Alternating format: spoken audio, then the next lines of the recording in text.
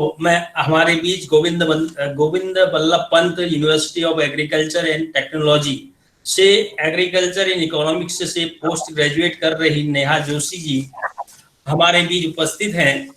उन्होंने इसी बीच नेट की परीक्षा भी उत्तीर्ण कर ली है। उनकी प्रतिभा को देखते हुए इसी दौरान उन्हें ग्राफिक एरा नामक संस्था की में विजिटिंग फैकल्टी के रूप में अध्यापन भी वो कर रही हैं। साहित्य के प्रति विशेष लगाव होने के कारण वे हमसे जुड़ पाई हैं। मैं उन्हें मंटो की कहानी शरीफन के लिए को पढ़ने के लिए उन्हें आमंत्रित करता हूँ। आवाज आ रही? हाँ, आ रही। बोलिए नेहा जी, बोलिए। इस वेबिनार में उपस्थित सभी माननीय गणों को नमस्कार। मैं मंटो द्वारा रचित एक कहानी का वाचन कर रही हूँ जो विस्थापन के व्यथा को दर्शाती है। तो प्रस्तुत है शरीफ। जब कासिम ने अपने घर का दरवाजा खोला तो उसे सिर्फ एक गोली की जलन थी जो दाहिनी पिंडली में गड़ गई थी, लेकिन अंदर दाखिल हुई जब उसने अपनी बीवी की लाश देखी तो उसकी आंखों में खून उतर आया।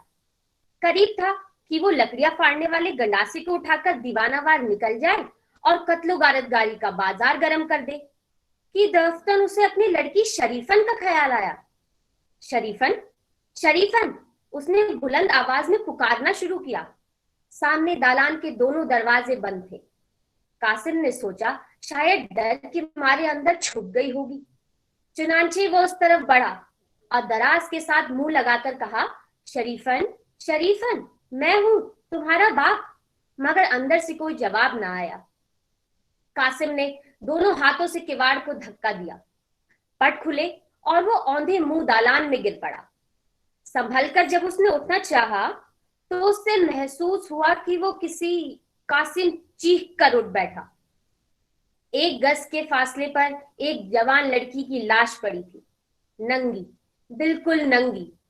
एकदम कासिम का सारा वजूद हिल गया। उसकी गहराइयों से एक फलक शिगाफ चीख उठी, लेकिन उसके होंठ इस कदर जोर से भिंचे हुए थे कि बाहर ना निकल सकी। उसकी आंखें खुद ब खुद बंद हो गई थी। फिर भी उसने दोनों हाथों से अपना चेहरा ढांप लिया। मुर्दा सी आवाज उसके मुंह से निकली, शरीफन। और उसने आंखें बंद किए दालान में इधर उधर हाथ मारकर कुछ कपड़े उठाए और उन्हें शरीफन की लाश पर गिराकर वो ये देखे बगैर ही बाहर निकल गया कि वो उससे कुछ दूर गिरे थे।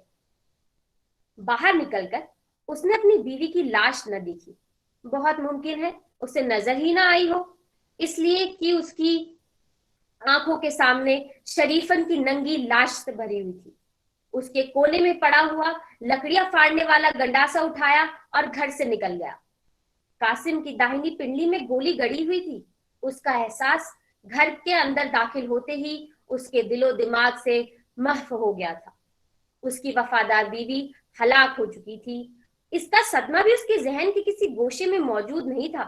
बार बार उसकी आंखों के सामने एक ही तस्वीर आती थी, शरीफन की, नंगी शरीफन की, और वो नेजे की अनी बनकर उसकी आंखों को छेदती, उसकी रूह में भी शिगाफ डाल देती। गंडासा हाथ में लिए कासिम सुनसान बाजारों में उबलते हुए लावे की तरफ बहता चला जा रहा था। चौक के पास उसकी मुठभेड़ एक सिख से हुई।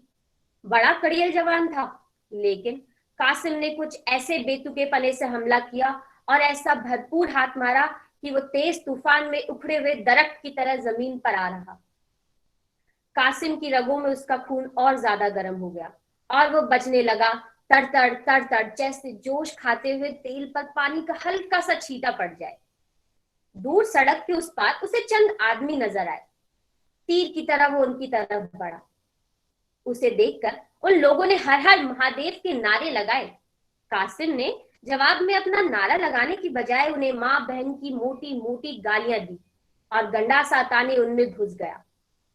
चंद मिनटों ही के अंदर 3 लाशें सड़क पर तड़प रही थी। दूसरे भाग गए, लेकिन कासिम का गंडासा देर तक हवा में चलता रहा। असल में उसकी आंखें बंद थी।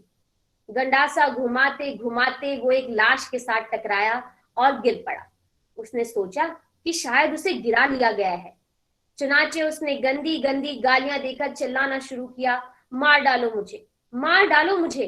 लेकिन जब कोई हाथ उसे गर्दन पर महसूस ना हुआ और कोई जर्ब उसके बदन पर ना पड़ी, तो उसने अपनी आंखें खोली और देखा कि सड़क पर 3 लाशों और उसके सिवा कोई भी नहीं था। एक लहजे के लिए कासिम को मायूसी हुई, क्योंकि शायद वह मर जाना चाहता था। लेकिन एकदम शरीफन, नंगी शरीफन की तस्वीर उसकी आंखों में पिघले हुए शीशे की तरह उतर गई और उसके सारे वजूद को बारूद का जलता हुआ फलीता बना गई। वो फौरन उठा, हाथ में गंडासा लिया और फिर खौलते हुए लावे की तरह सड़क पर बहने लगा।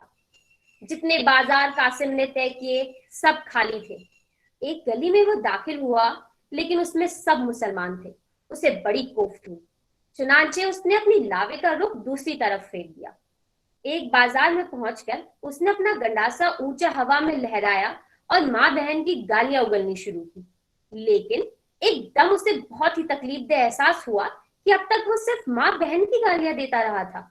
चुनांचे उसने फौरन बेटी की गालियां देनी शुरू की और ऐसी जितनी गालियां उसे याद थी सब की सब एक ही सांस में बाहर उलट गई। फिर भी उसकी तशफ़ी ना हुई।